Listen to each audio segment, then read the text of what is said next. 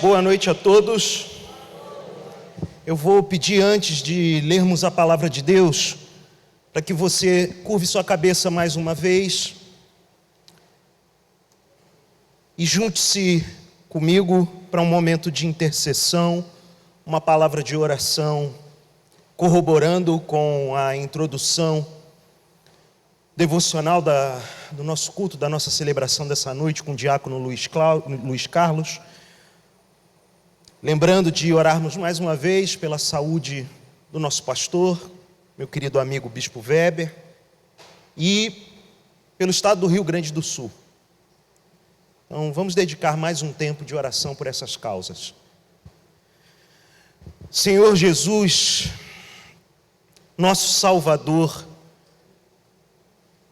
nosso Rei, aquele que tem o controle sobre todas as coisas, é diante de Ti que, em situações onde reconhecemos que os nossos recursos são muito limitados, é que devemos mesmo correr para os Seus braços redentores de amor e clamar, pedir, suplicar.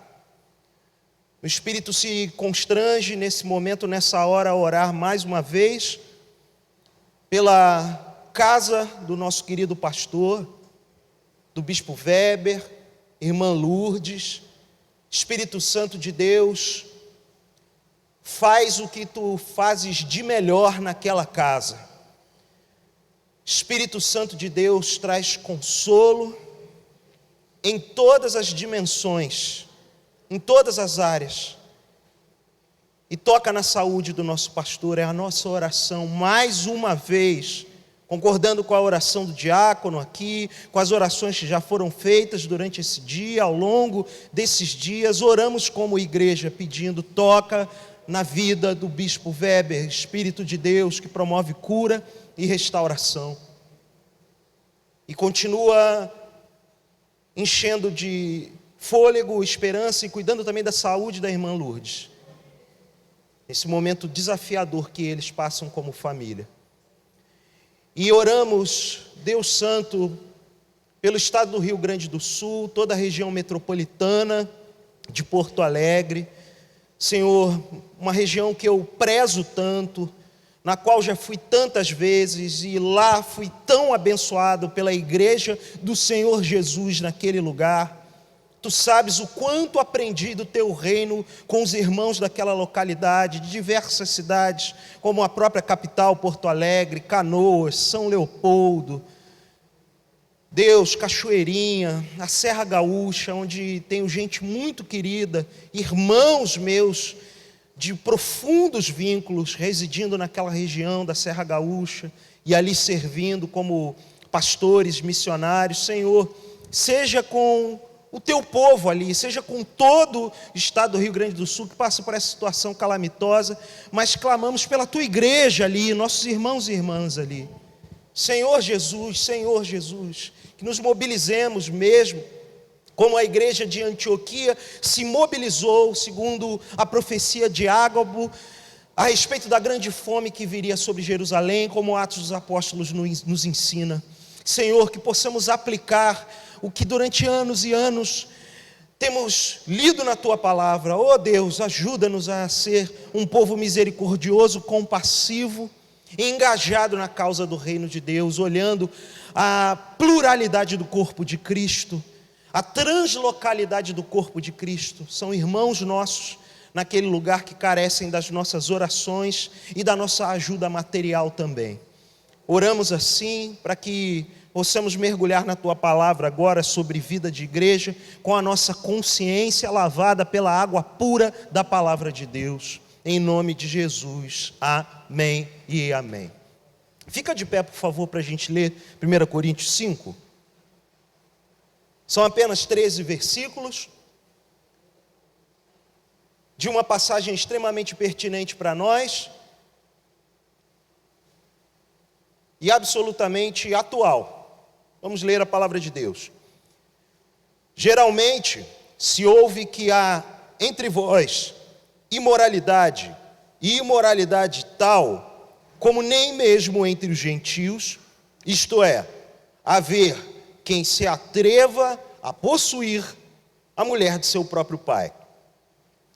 E, contudo, andais vós ensoberbecidos, e não chegastes a lamentar, para que fosse tirado do vosso meio quem tamanho ultraje praticou. Eu, na verdade, ainda que ausente em pessoa, mas presente em espírito, já sentenciei, como se estivesse presente, que o autor de tal infâmia seja, em nome do Senhor Jesus, reunidos vós e o meu espírito com o poder de Jesus, nosso Senhor, entregue a Satanás para a destruição da carne, a fim de que o espírito seja salvo no dia do Senhor Jesus. Não é boa a vossa jactância? Não sabeis que um pouco de fermento leveda a massa toda? Lançai fora o velho fermento, para que sejais nova massa, como sois de fato, sem fermento. Pois também Cristo, nosso Cordeiro Pascal, foi imolado.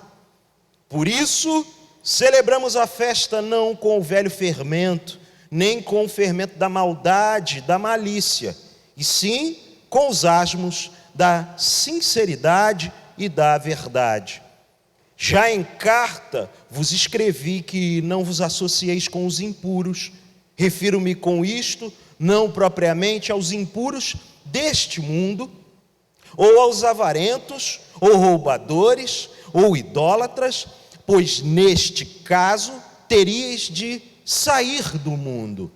Mas agora vos escrevo que não vos associeis com alguém que, dizendo-se irmão, e for impuro, ou avarento, ou idólatra, ou maldizente, ou beberrão, ou roubador, com esse tal, nem ainda comais. Pois, com que direito haveria eu de julgar os de fora? Não julgais vós os de dentro? Os de fora, porém, Deus os julgará.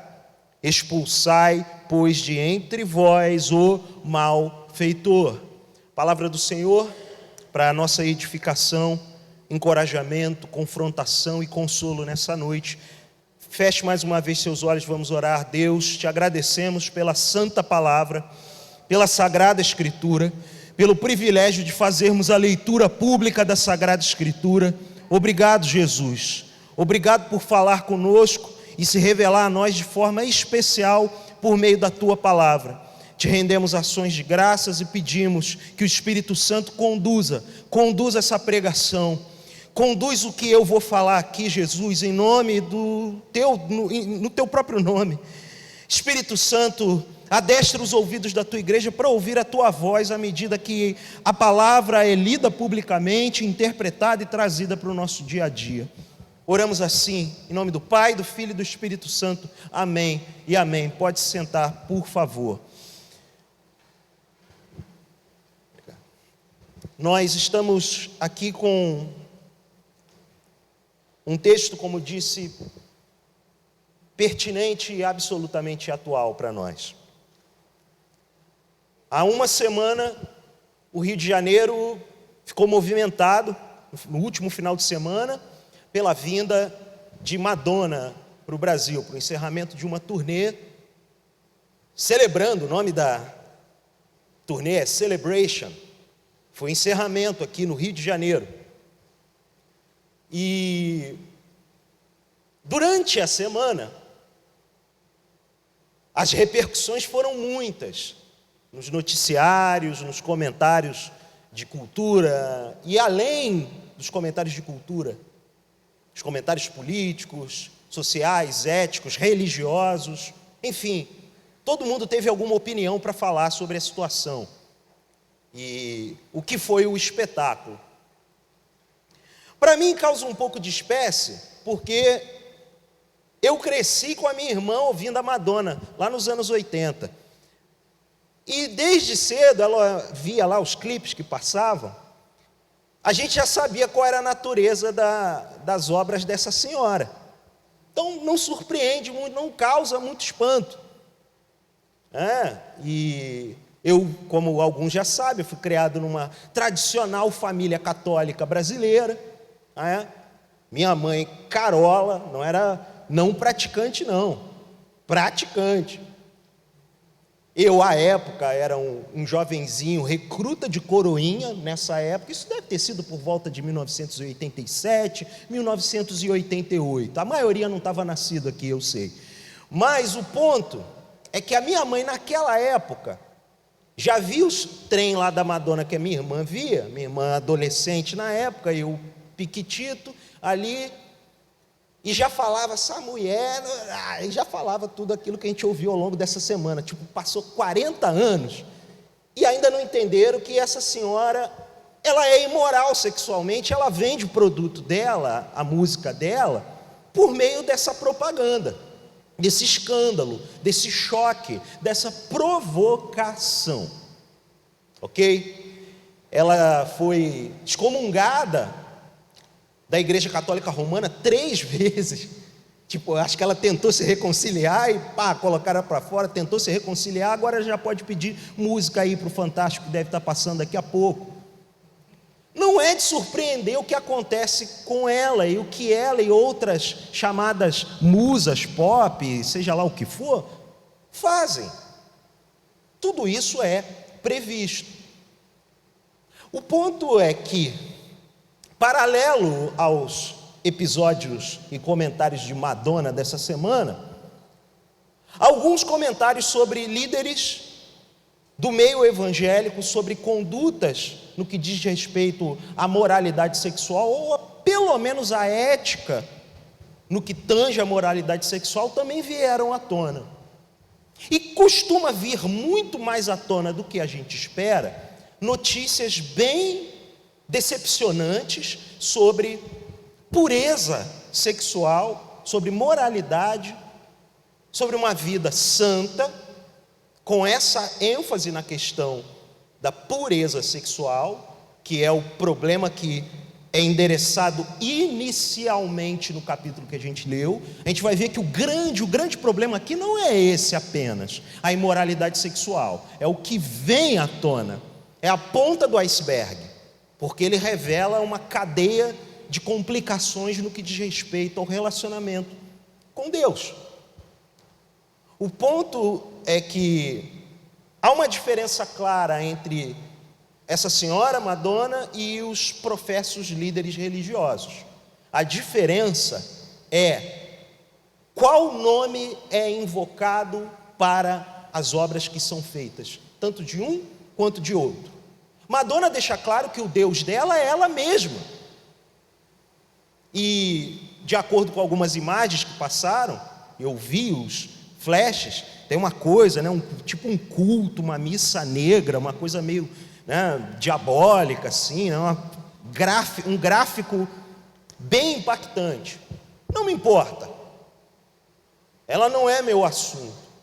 Meu assunto aqui, o que eu quero refletir com vocês, e o que a palavra de Deus ajuda-nos a refletir, olhar para esse episódio tão recente, e olhar para essa passagem que nós estamos lendo, tão antiga, e ver as similaridades, e como o problema da nossa rebelião com Deus continua se multiplicando e se manifestando, e de que nós, como igreja, temos um papel nisso, temos um papel nessa situação. Embora, gente querida, a palavra impureza, imoralidade, seja presente nessa passagem, o versículo 1 já começa com a palavra que por vezes é comentada a partir da sua grafia original no nosso meio, porneia, de onde vem a palavra, de onde trazemos, a palavra pornografia, por exemplo, vem disso. Esse não é o grande problema aqui, e é isso que eu quero enfatizar com vocês.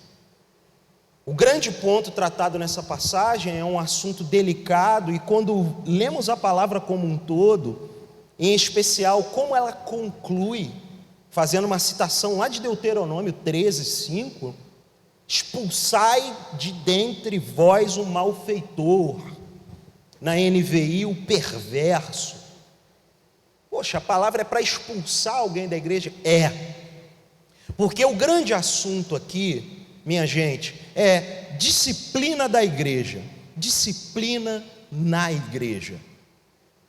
E entender a disciplina, na verdade, como uma gigantesca expressão do amor de Deus pelo seu povo.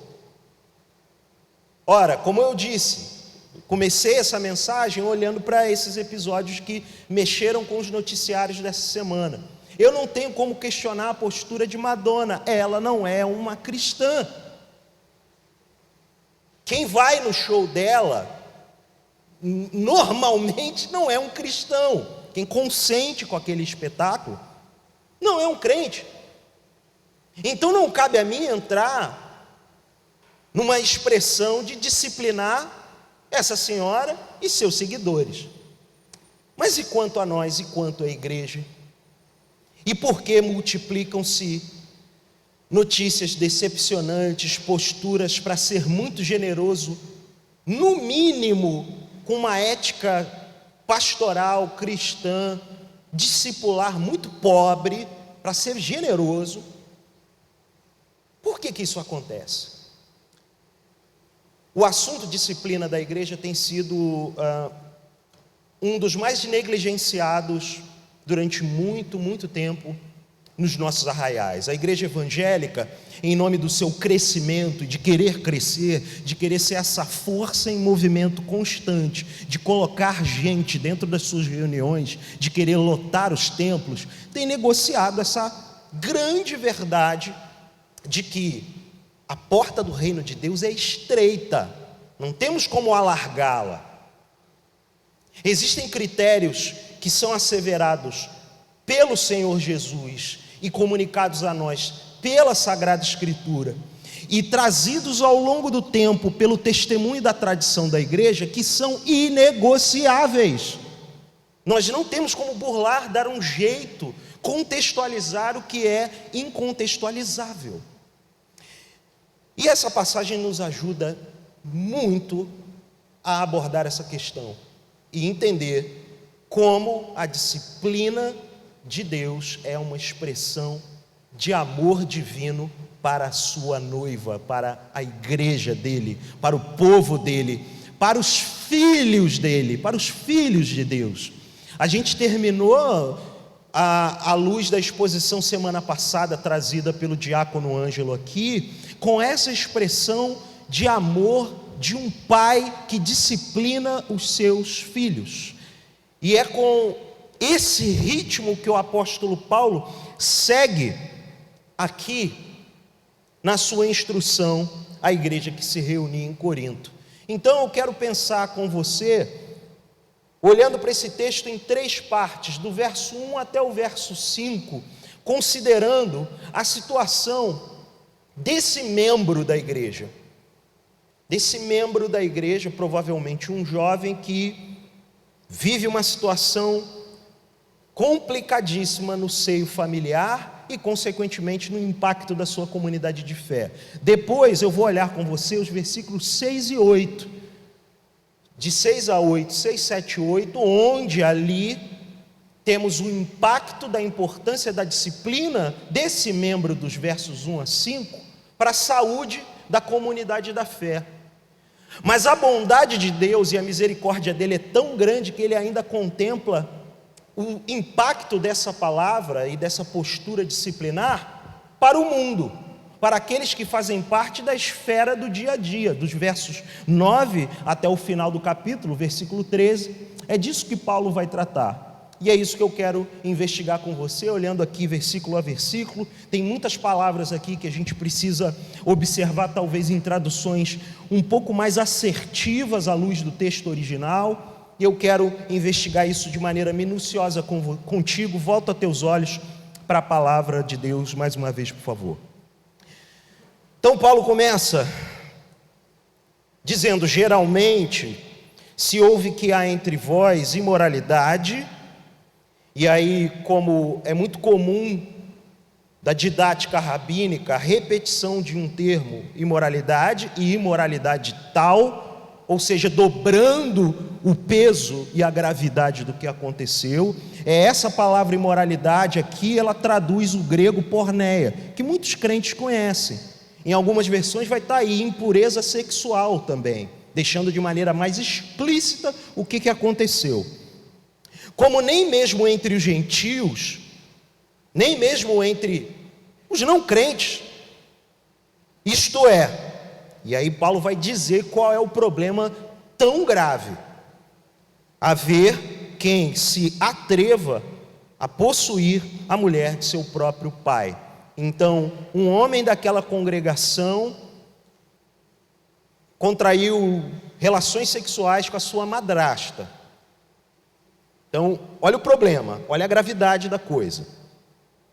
Versículo 2: e contudo, andais vós ensoberbecidos, orgulhosos, cheios de si, e não chegastes a lamentar, para que fosse tirado do vosso meio quem tamanho ultraje praticou. Como desde a introdução dessa série foi mostrado, essa ética sexual dúbia, pervertida, corrompida, era um traço comum da cultura da cidade de Corinto, de modo que os coríntios tinham uma malícia muito comum, dizem os comentaristas de Novo Testamento e os eruditos, em especial de cultura das cidades bíblicas daquele tempo, que existia um orgulho do jeito, sabe, pervertido, do jeito sensualizado. E aí, mais uma vez, é inevitável a gente fazer comparações com a cultura da nossa cidade, que é cheia disso, cheia dessa malícia, que se orgulha disso. Então Paulo está condenando o mundanismo, o apego à realidade, à cultura local, que confronta a santidade de Deus, falando que eles se ensoberbecem, porque é pelo orgulho dessa postura que eles não têm uma posição contundente e frontal contra o membro pecador. Eles não estão lamentando, eles não estão se entristecendo. O texto não entra em detalhes para dizer qual é a postura deles com aquele pecador, a não ser essa postura de, ok, não vamos nos meter nisso, no mínimo, ou no máximo, se orgulhando pelo padrão sexual ético pervertido que era comum naquela cidade. Vejam a gravidade do problema com o qual Paulo está lidando. Versículo 3. E aqui, o volume da gravidade aumenta, e perceba como vai escalonando o tom do apóstolo na sua carta. Repare o verso 3, como começa: eu, na verdade, ainda que ausente em pessoa, não estou pessoalmente, não estou com vocês. Anteriormente ele já tinha falado disso e lamentava que não estava presente com eles. Ele está endereçando essa carta, mas presente em espírito. E isso aqui é muito sério. Ele não está junto deles, mas ele está presente em espírito.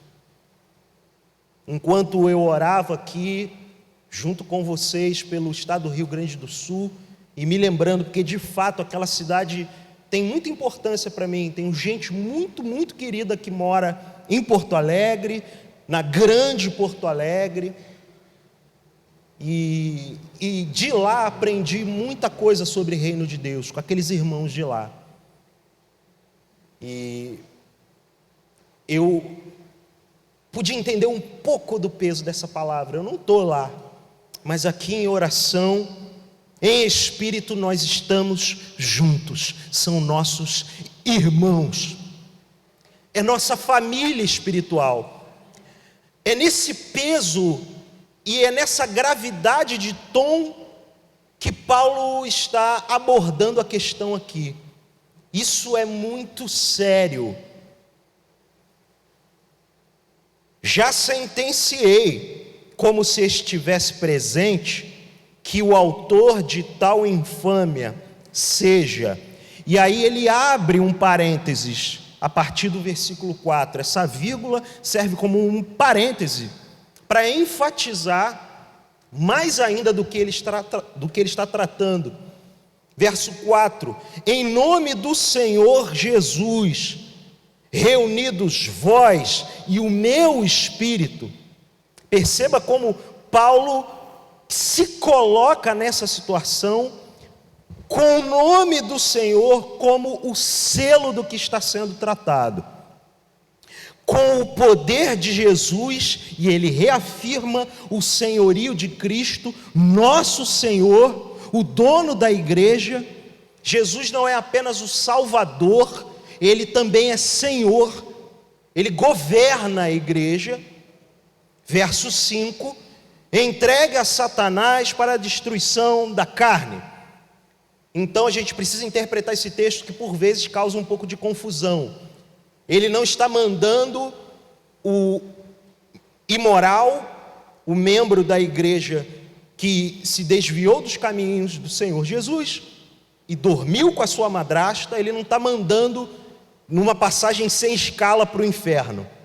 O esclarecimento precisa ser claro aqui. Entregue a Satanás para a destruição da carne, ou seja, volte para o império das trevas. A sua conduta já não é mais pertinente dentro do ambiente da família da fé. Ela não coaduna com a mesa da comunhão. E nós vamos, à medida que seguirmos caminhando nessa exposição de 1 Coríntios, para ver a importância de discernir o corpo de Cristo. Esse homem já não discernia mais o corpo de Cristo. A gente não entende aqui qual foi o grau dessa relação com a madrasta, porque a disciplina é só sobre o homem. Então alguns comentaristas chegam a pensar, pelo espaço que o texto abre, uma vez que a disciplina não chegou na mulher, que ele pode ter até no ato de possuí-la, ter a violentado. Então é algo muito grave que aconteceu aqui. Muito grave que aconteceu há 2000 anos atrás. Muito grave que ainda acontece em muitos arraiais cristãos hoje. Por isso a pertinência do texto, duro, contundente, mas necessário para hoje. Verso 5 mais uma vez: entregue a Satanás para a destruição da carne. Exclua do rol de membros. Colossenses 1 diz que nós fomos resgatados do império das trevas e transportados para o reino do Filho do seu amor. Quem dá as costas para esse resgate está literalmente declarando-se como parte dessa governança, desse império das trevas.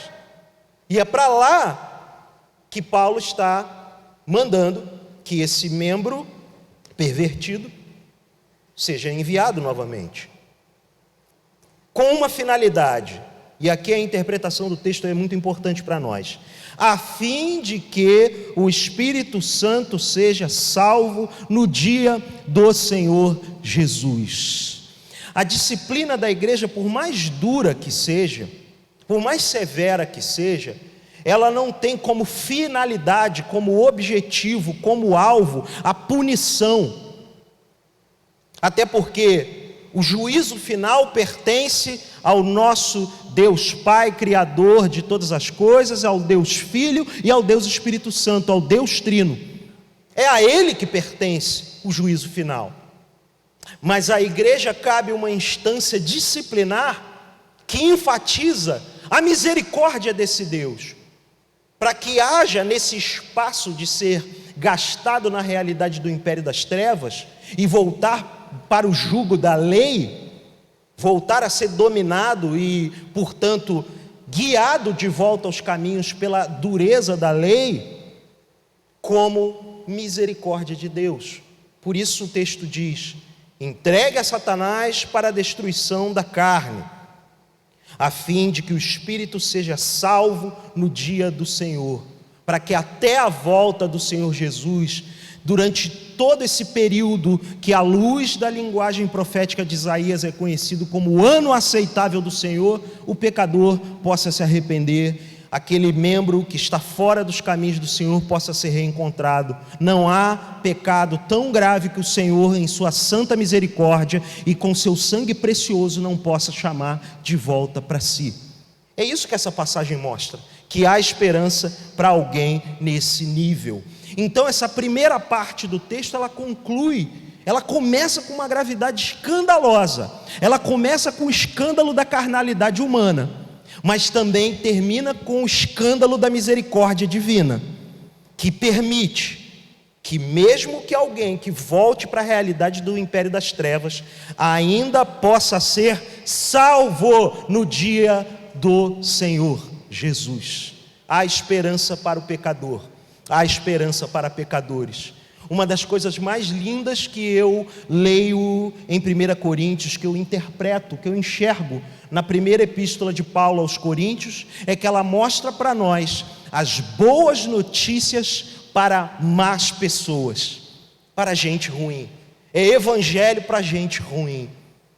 E aí, lembrando e trazendo aqui o tronco doutrinário desse sermão com vocês, não temos como não pensar logo no primeiro ponto das doutrinas da graça, nessa construção de entendimento teológico que herdamos dos irmãos reformados e que é muito importante para colocar cada indivíduo no seu devido lugar. O primeiro ponto das doutrinas da graça começa com a total depravação do ser humano. O homem, a criatura humana, o ser humano é totalmente depravado. É duro para os nossos ouvidos, é ruim de ouvir, mas sempre quando o texto abre a permissão para isso, eu preciso lembrar a vocês, por amor, meus irmãos e irmãs, de que somos totalmente depravados. A nossa natureza é essa. O que aconteceu com esse jovem é algo terrível, mas infelizmente coisas semelhantes acontecem no meio do povo de Deus, por causa da nossa natureza depravada. Esse homem, provavelmente um jovem aqui dessa passagem, que se deita com a sua madrasta, era membro da igreja, era um crente. A gente está falando aqui de um pecador crente. Ninguém está imune da queda, do pecado, de pecados graves. E uma forma de imunizar o corpo é lembrar que ele é formado por pessoas que são naturalmente totalmente depravadas. Ninguém é bom. Bom é o Senhor Jesus, que ama e abre porta misericordiosa para pecadores. Bom é Jesus. Por isso, ao abrir a primeira carta aos Coríntios, lemos as boas notícias para más pessoas. O ponto é que a massa que forma a igreja é de más pessoas que foram alcançadas misericordiosamente pela graça, são chamadas de forma eficaz ao arrependimento das obras mortas. Ao arrependimento das obras mortas. O que eu falei no início, que a imoralidade sexual, a porneia, a impureza, não é o grande ponto aqui, e é apenas a ponta do iceberg. Aquilo que se torna mais visível, mais nojento, mais repugnante, mas interiormente tem algo que compromete a pureza do corpo. Verso 6 vai começar a endereçar isso para a gente. Presta atenção junto comigo. Não é boa a vossa jactância. Palavra um pouco difícil, vamos facilitar. Não é bom o vosso orgulho, a vossa soberba, a vossa arrogância. É isso que Paulo está falando aqui.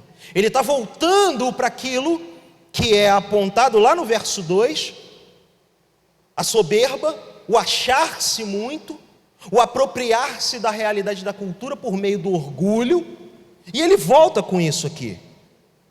E se ele volta com isso, uma vez que ele já fechou o assunto sobre a disciplina do membro da igreja pecador, do imoral sexual, já fechou essa questão. Vamos tratar de outras questões. É isso que Paulo está começando a avançar aqui. Já tratamos dele, agora vamos tratar de nós. Tratamos do indivíduo, agora vamos tratar do coletivo. Não é boa a vossa jactância, não é boa a vossa arrogância, não é bom o vosso orgulho.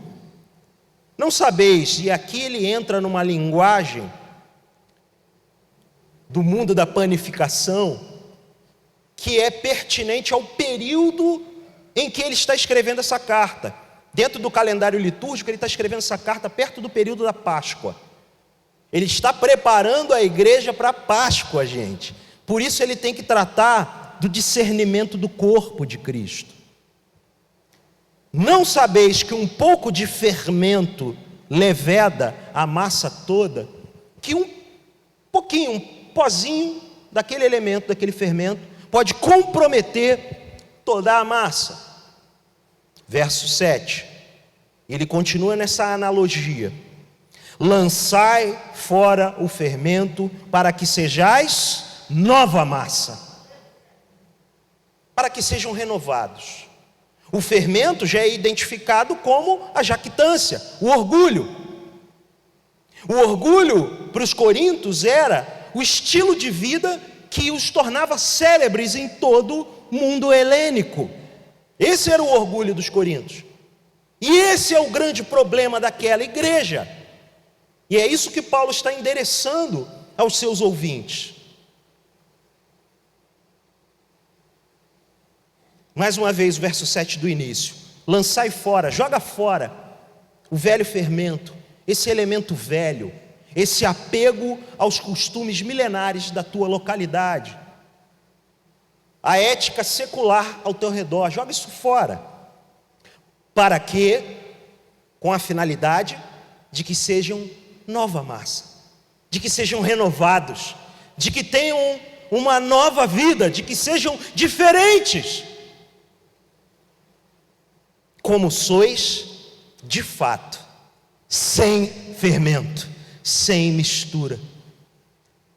Quando digo que a primeira epístola de Paulo aos Coríntios é boas notícias, são boas notícias para más pessoas, eu quero enfatizar que, a despeito de todos esses problemas que já vimos até aqui a metade do capítulo 5, onde eu estou com você, e vamos ver ainda até o final dessa epístola, gente com muito problema.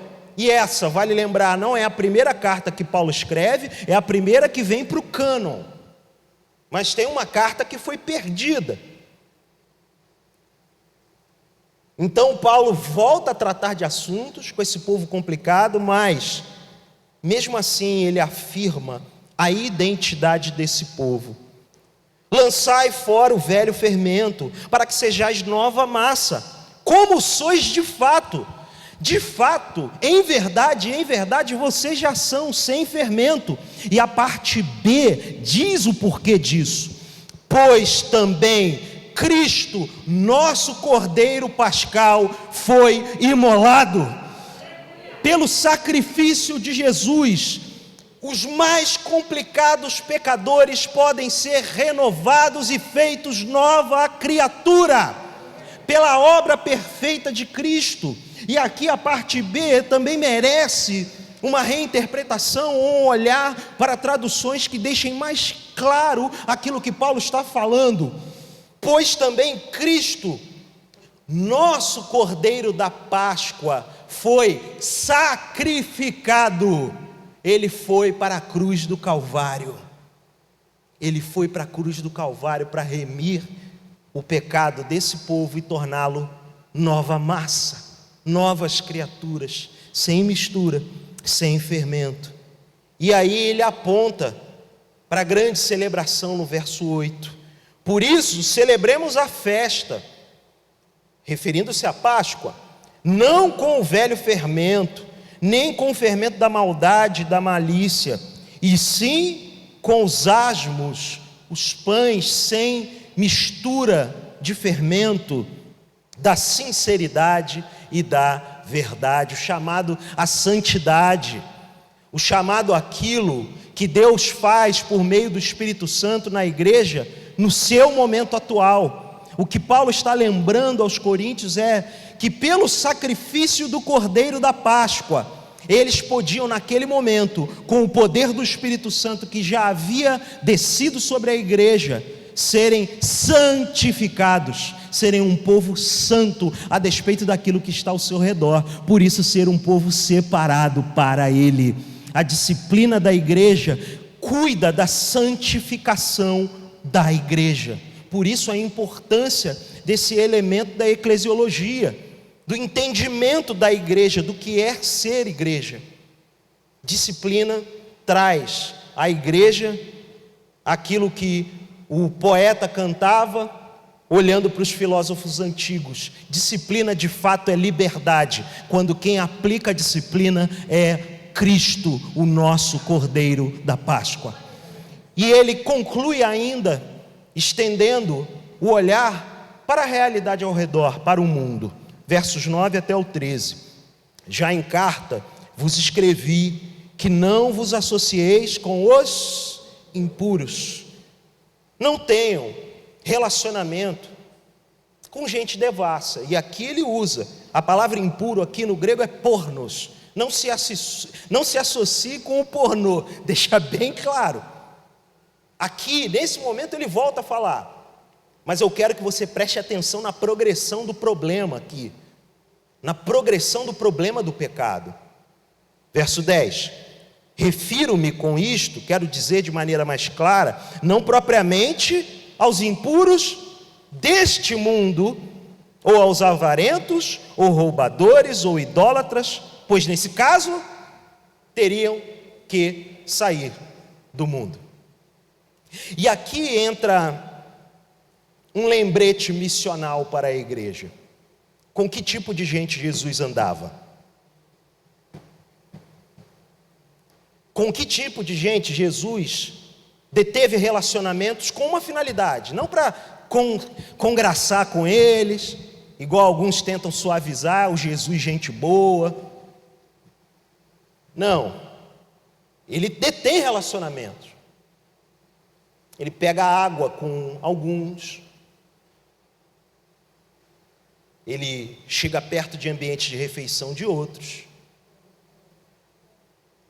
Jesus andou com gente muito complicada, com pecadores muito complicados. Os discípulos também. Evangelistas também andam. Profetas também andam no meio de gente que precisa de correção. E por algum momento, segundo a providência de Deus, tem que se associar a eles, tem que se relacionar com eles. A gente precisa lembrar, ao olhar para esse texto, e aqui o mundo, a palavra mundo também precisa de uma boa interpretação. A palavra mundo que é utilizada aqui, do original, é a mesma utilizada no texto redentivo de João 3, conhecido de todos nós. Deus amou o mundo, no mundo enquanto realidade local, não enquanto sistema de pensamento, e enquanto esse dominado pelo império das trevas. Porque a palavra mundo, ela surge várias vezes no nosso texto em português, mas ela foi escrita no grego, no Novo Testamento, de formas diferentes.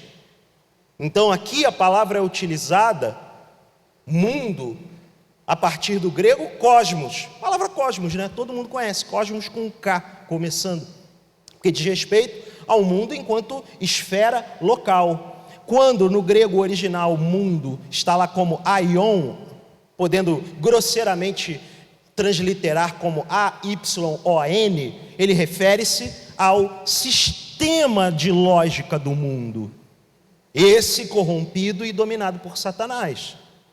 Então, são duas formas de interpretar o que é mundo aqui. E o que Paulo está falando aqui é desse mundo enquanto esfera local. Por isso, ele usa uma expressão até confrontadora.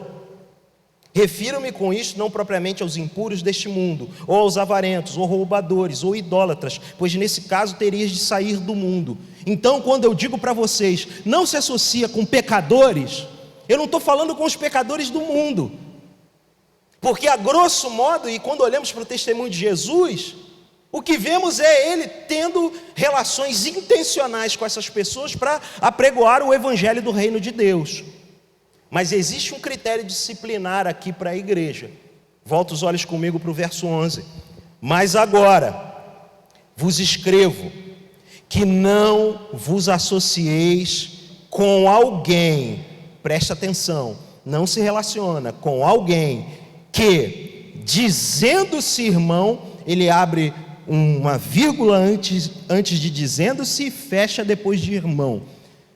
É como se passasse aqui aquele lumicolor para destacar. Se alguém dizendo-se irmão, ele da boca para fora está declarando: eu sou teu irmão em Cristo, eu tenho cara de crente, jeito de crente, me visto igual crente, canto a música de crente, cheiro a Bíblia dizendo que sou crente. Você já sabe aonde eu vou chegar, né?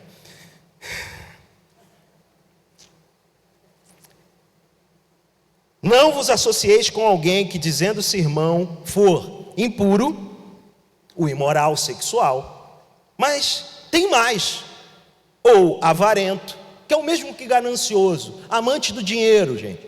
O avarento a gente costuma associar com aquela ideia do sovina, do pão duro, mas que é uma coisa meio caricata, né? Mas a coisa é mais complicada e mais grave. É alguém ganancioso. O avarento não é só o que retém o dinheiro e não gosta de gastar. Avarento é aquele que vive pelo dinheiro. Continuando. Ou idólatra. E idólatra, vale lembrar, o idólatra não é só aquele que se curva diante de imagens feitas por mãos de homens. Você pode ser idólatra do seu trabalho, da sua própria aparência, do lugar onde você mora, da sua família. Qualquer coisa que tome o trono de Deus na tua vida é um ídolo. E essa é uma palavra para a igreja. Porque qualquer um que, dizendo-se irmão, for impuro ou avarento ou idólatra, e aí continua, olha como é que a lista aumenta, olha como é que o problema é muito maior do que ser apenas um impuro sexual. Eles estão todos juntos, não tem uma gradação, uma escala. Paulo está deixando claro que qualquer um que se diga irmão e for impuro, avarento ou ganancioso, idólatra, maldizente, o que está muito claro aqui, fala mal da vida dos outros, ou beberrão, aí isso tem uma escala menor no nosso meio, porque na cultura brasileira a relação com o crente e o álcool é bem reduzida, então graças a Deus é um problema a menos. Ou roubador. Roubador não é só aquele que pega, vulgarmente falando, uma máquina, encosta na cara do outro e leva a grana dele, não. Roubador é aquele que defrauda do empregado ou defrauda do patrão, que dá golpe no fisco, que se envolve em golpes em geral. Na minha visão, pregadores da teologia da prosperidade são roubadores, também são idólatras.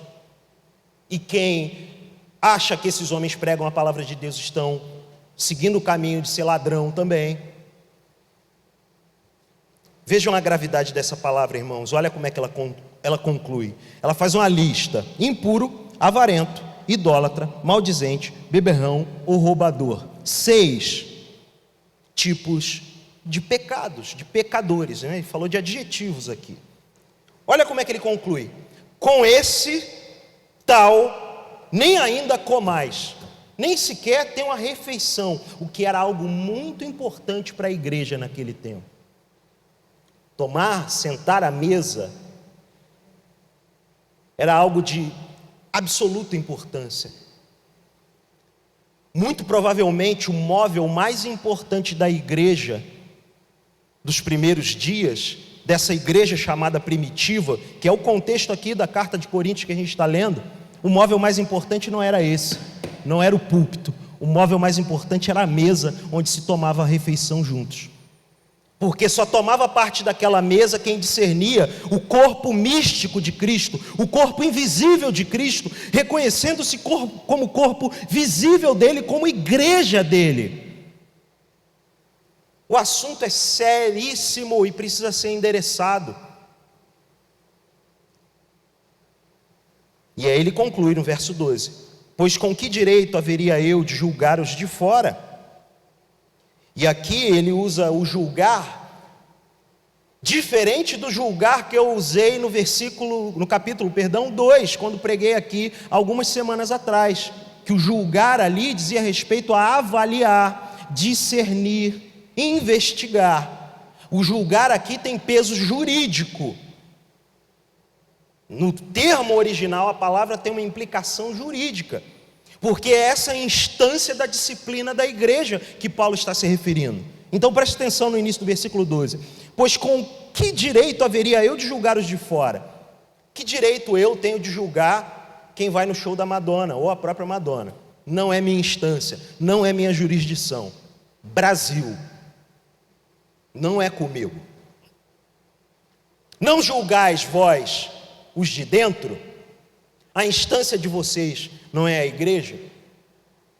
Na mesma semana, e aqui já fazendo a ponte para a gente ir para a conclusão da mensagem, na mesma semana que estoura todos esses casos da cantora pop que veio, e todo o escândalo, toda a celeuma, também vem à tona vídeos absolutamente infelizes, falas absolutamente infelizes de um líder religioso que eu recuso-me a chamar de pastor, dizendo que beijava na boca da filha enquanto era criança para que ela não tivesse como primeiro homem da sua vida um outro da rua. Um cara com 3 milhões de seguidores no Instagram e vocês sabem, já está aí o burburinho, já falou, já começa. Que é o fermento, esse é o fermento ruim da igreja.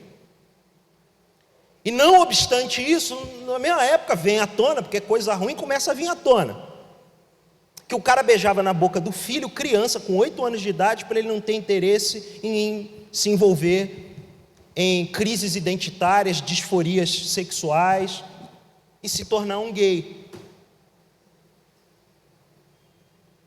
E todo mundo aplaudindo as falas, gritando, dando aleluia e glória a Deus para isso.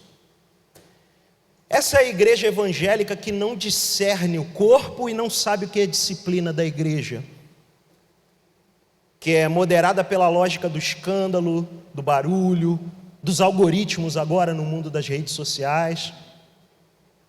Isso é muito sério. Percebam que tudo que gira em torno de lidar com essas questões sexuais sempre gera essa celeuma. Sempre não, mas muitas vezes gera. E não era para gerar, porque é algo simples que a Bíblia endereça de forma bem clara, e os problemas são muito mais profundos, na verdade, como a gente está vendo aqui. Nesse mesmo período, um outro líder religioso que com aquela fala pode ter cabeça branca, pode estar usando terno, pode estar de gravata, aparências não me importam, já há um bom tempo. Um senhor, uma voz impostada, tipo de pastor clássico, provavelmente de origem pentecostal, dizendo que crianças, quando sofrem algum abuso sexual, elas também têm culpa. E isso veio à tona, saiu, furou a bolha do mundo evangélico e foi aí como mais uma vergonha. Eu não posso disciplinar esses senhores, porque eles não estão no nosso arraial, mas eu posso alertar a igreja o tipo de conteúdo que está sendo aí disparado para você, para mim, para nós, todo dia. E a gente precisa ter filtro e discernir, porque esse tipo de ensino gera muito dano para o corpo de Cristo, machuca muito a noiva de Cristo, vilipendia muito a comunidade da fé. Essa gente não entendeu a Bíblia, não volto a dizer, não é questão de teologia. Eles não entenderam a Bíblia, não entenderam a palavra de Deus, e vivem nessa lógica de escândalo, de fazer barulho, de polemizar. E temos a tendência, como povo evangélico, de achar porque tem um monte de gente ouvindo, é bom. E por vezes vamos permitindo que esse fermento se misture na massa. Isso precisa ser disciplinado no nosso meio. A gente tem que botar para fora esse tipo de conteúdo do nosso meio. O homem, o líder religioso, beijador de boca de filho, ainda grava vídeo para se justificar e tem um orgulho. Depois participa de live com parlamentar equivocado, crente equivocado. Em algumas pautas tem razão, porque são pautas óbvias. Quem não vai ser contra aborto, cara, como crente? Quem vai ser a favor de toda essa ideologia e identitarismo ao nosso redor? Então usa disso, e aí muita gente, que bonitinho, mas não me convence também. E o parlamentar faz live com o cara e falas absolutamente infelizes. Eu fiz questão de ver a live inteira. Minha gente, vamos aprender a discernir o corpo de Cristo. Vamos parar de ouvir falso profeta, povo de Deus. Vamos parar de ser enganado. A gente quer ser santos no mundo. E santos no mundo não significa seguir a pauta do óbvio, mas significa sermos semelhantes a Jesus. E eu não vejo semelhança com Jesus nesse tipo de atitude, nesse tipo de testemunho. Ele pode ter tido uma fala infeliz. Quem fala, quem prega, quem está no meio de... A gente vai falar coisa errada, a gente vai exagerar. Quantas vezes eu já exagerei aqui, minha gente? Quantas vezes já falei coisa aqui? E sempre abro um espaço para pedir perdão. E se você vier qualquer um, vocês sabem disso, qualquer um que vier falar, pô, cara, isso aí foi meio infeliz, eu vou tentar me retratar, pedindo perdão e me corrigir, baixar minha cabeça. Líderes orgulhosos na igreja evangélica brasileira têm causado muita confusão e espaço para pecados graves na igreja brasileira. Porque se as pessoas seguem o líder e começam a ter esse tipo de prática na educação dos seus filhos, que tipo de confusão mental pode ser gerada nessas crianças, gente? É muita falta de discernimento, que nem os gentios, e aqui lembrando do problema do pecador, do imoral sexual, do início do texto que a gente leu, nem os gentios entendiam. Nem os pagãos, nem os não crentes discernem esse tipo de postura e de testemunho. E de tantos e tantos e tantos e tantos que acontecem no nosso meio. Sabe por quê? Porque a gente não discerne o corpo de Cristo, a gente não discerne o que é a igreja, a gente dá muito ouvido ao que está ao nosso redor. O nosso orgulho, como povo de Deus, eu creio, que não é pela identidade sensualizada e malandra do carioca, do cidadão fluminense. Mas o nosso orgulho pode ser muitas vezes em posturas pretensamente proféticas, pretensamente cristãs, pretensamente fervorosas, mas sem fundamentação na palavra de Deus, que é moderada pelo senhorio de Jesus. Nós não queremos nos submeter ao senhorio de Jesus, portanto, abrimos margem para o nosso próprio senhorio, para a nossa própria jactância, para o nosso próprio orgulho. E quando esse fermento leveda a massa, o corpo de Cristo é comprometido, a igreja é corrompida e ela precisa de correção. Então, minha gente, verso 13: os de fora, porém, Deus os julgará. O juízo final dos de fora é com Deus. Expulsai, e aí fazendo menção a Deuteronômio 13, pois de entre vós o malfeitor. Dura palavra. Expulsai de dentre vós o malfeitor. Essa é a instrução para aquele público original. Eu dou graças a Deus e espero que não tenhamos a necessidade de, nesse momento, expulsar do nosso meio aqueles que presidem a igreja. Eu sou um membro da igreja junto com você, mas os que presidem a igreja, o corpo de líderes, nessa instância momentânea que a gente está, a diaconia da igreja,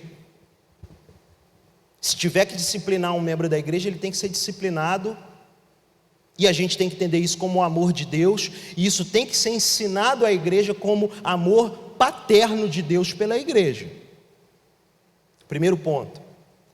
Mas em segundo lugar, cabe a nós a capacidade de tirar do nosso meio aquilo que não tem a ver com a nossa ética como povo do senhorio de Cristo. Então o meu clamor é: expulsa do teu meio, expulsa do teu conteúdo, expulsa da tua biblioteca, se você tem livros desses falsos pregadores. Se você ainda porventura tem livro de gente como Silas Malafaia, Benny Hinn, Edir Macedo, esse eu acho que é demais, né? Eu nem sei se ainda tem livro esse homem, mas enfim, livros de procedência duvidosa, livra-se disso. Minha mãe me deu, alguém, joga fora, pede perdão para a mamãe e joga fora, falso profeta. A maioria hoje usa a internet, limpa o teu algoritmo. Se você ouve falsos pregadores da prosperidade, essa turma toda de Lagoinha, joga isso fora. A moça era bonitinha, cantava, joga isso fora. Esse povo não tem nada a ver com o evangelho. A gente tem que começar a radicalizar algumas coisas, gente. A igreja fica essa bagunça porque a gente não tem postura. Vamos jogar fora do nosso meio que levé da massa. Vamos jogar fora o fermento. Vamos acabar com isso em nome de Jesus. Vamos parar de ver falso pregador. A grandíssima maioria dos telepregadores, Valdomiro Santiago, R.R. Soares, que é bonitinho, fala lá foi aluno da classe de Direito com o nosso diácono Luiz, inclusive, era todo educadinho, todo bonitinho, mas é um falso profeta, é um falso pregador. Jesus não é o centro da mensagem dele, e a gente tem que parar de tergiversar, negociar. É um velhinho, fala bonitinho. Alguns já diziam que os canalhas também envelhecem, a gente tem que aprender a discernir isso. A gente não está falando em nome de nós mesmos, falo cheio de temor e tremor, não falo em nome de mim mesmo, mas uso as palavras de Paulo, como diz no verso 4 do texto que a gente leu: é em nome do Senhor Jesus, é pelo senhorio dele, é a igreja dele. A falta de disciplina causa isso entre nós, e existe um nível de disciplina mais elementar, que é ensinar o povo e discernir o que é e o que não é. Pois bem, o apóstolo Paulo deu nome aos bois, a gente precisa dar nome aos bois também, porque já está num nível tão escandaloso, que até a ética sexual, que é uma coisa tão óbvia, já está sendo corrompida por meio desse cara que se chama pastor Lucinho. Eu sei que é uma figura caricata, a maioria pode não nem levar a sério, porque é uma figura caricata, mas eu não conheço a todos assim, com algum, eu tenho níveis, né? Alguns eu conheço um pouco mais, outros menos. Então, para não correr o risco, caso você mostra isso para o teu jovem da tua casa, teu adolescente que é um pastor legal, que bota a roupa do Chapolin, que faz as coisas muito loucas em nome de Jesus, pô, gente, abre o olho. Vamos ser gente séria. Vai ouvir os jovens aqui da tua igreja. Esses meninos estão aí se esfolando, tentando aprender Bíblia, teologia, para servir os jovens aqui da tua igreja. E não deixa só jovem ouvir jovem, vai ouvir os velhos, vai ouvir esse careca aqui, ouvir os homens de cabeça branca da igreja. Pelo amor de Deus. Porque nesse nível, a gente tratando nesse nível, e nos tirando o fermento, a gente talvez não vai amargar dores e pecados graves lá na frente. Porque até o mau exemplo de conduta sexual já está vindo desses homens. Porque isso é um ensino. Como você vai ensinar um menino a não seguir, a não se influenciar por uma ética sexual ambígua, beijando na boca dele, gente? Isso é muito absurdo. Eu tenho certeza que você concorda comigo, mas eu não quero, volto a dizer, correr o risco. porque é o pastor legal, o pastor bacana, com milhões de seguidores, e talvez você possa estar lá seguindo também, não sei.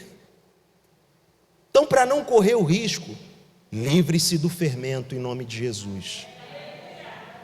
Negocie o bacana, o legal.